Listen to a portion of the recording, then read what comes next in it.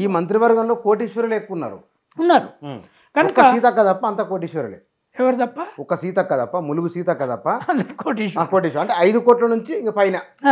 కనుక మీరు కూడా తినాలని చూడకండి. చూస్తే నేను తెలంగాణ ఉద్యమాన్ని ఎందుకు వ్యతిరేకించిన తెలుసా? నా చుట్టూ ఉన్న విద్యార్థులు క్లాసులకు రాకుండా, తర్వాత ఈ ఉద్యోగులు, తర్వాత మా ప్రొఫెసర్లు విద్యావంతుల వేదికను పెట్టి బైకాట్ కాలిచ్చి విద్యార్థి నాయకులు శ్రీ చైతన్య మీద, తర్వాత నారాయణ మీద, పెట్రోల్ బంకులు, సినిమా థియేటర్లు, వసూళ్ళు టీఆర్ఎస్ పార్టీ చేసినంత వసూళ్ళు దేశంలో ఎప్పుడు ఏ ఉద్యమంలో ఏ పార్టీ చేయలే. వసూలు చేసి ధనవంతులైనరు అప్పటికే. ఇక వచ్చిన తర్వాత ఇక మళ్ళా స్టేట్ మీద వసూలు. అప్పుడు ఎవరు డొనేషన్ బయట ఇయ్యాడు, బెదిరియడానికి ఇయ్యాడు కదా. ఇది ఆపితే చాలా డబ్బు స్టేట్కి మిగులుతుంది. ఆ డబ్బు ప్రజలకు ఇవ్వండి. ఇది వెల్ఫేర్ మీద డిబేట్ జరపకపోతే భారతదేశము ఒకవైపు నేను 1,50,000 జీతం తీసుకొని రిటైర్ అయినా, ఇవాళ నెలకు 80,000 ఎంతో నాకు పెన్షన్ అంతవరకు వస్తూనే ఉంది. కానీ రోడ్ల మీద అడక్క తినేవాళ్ళు ఉన్నారు.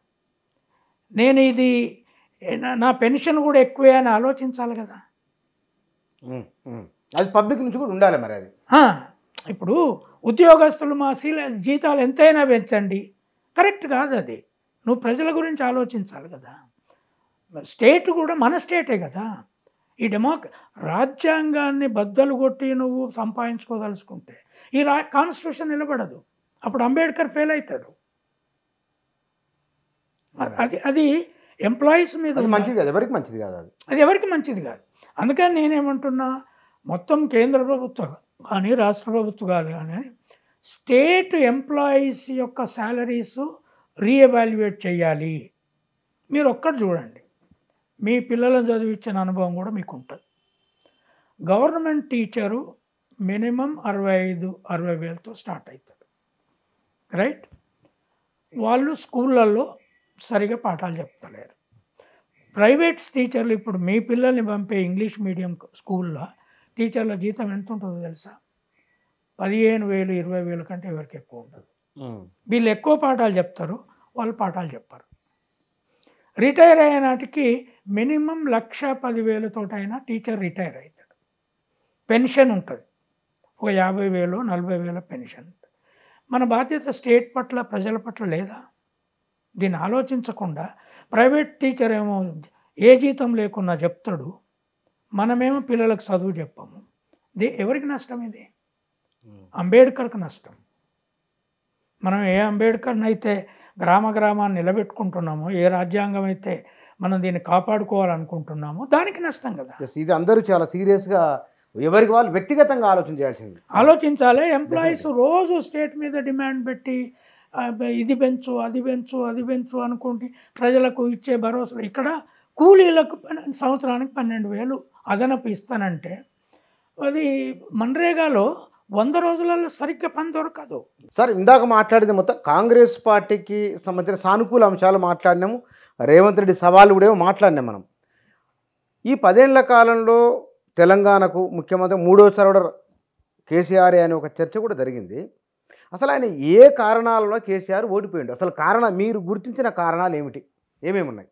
ఇప్పుడు కేసీఆర్ ప్రధానంగా కేసీఆర్ పట్ల ప్రజలకు అసంతృప్తి రావడం, నంబర్ 1, ఈ రాష్ట్రం తేవడానికే, దీనికోసమే తెలంగాణ సాధించడానికే టీఆర్ఎస్ తెలంగాణ రాష్ట్ర సమితి అని పెట్టి బీఆర్ఎస్గా దాన్ని మార్చినప్పుడు మిడిల్ క్లాస్ ఇంటలెక్చువల్స్ అంతా షాక్ అయింది.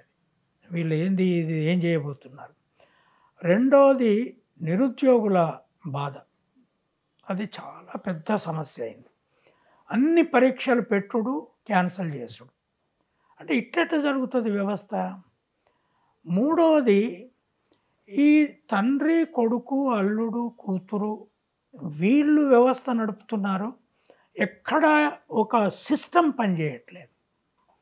నాలుగవది వీళ్ళు వెల్ఫేర్ సిస్టమ్ కొంత పెట్టారు, డబ్బు ప్రజల దగ్గర కొంత పోతుంది.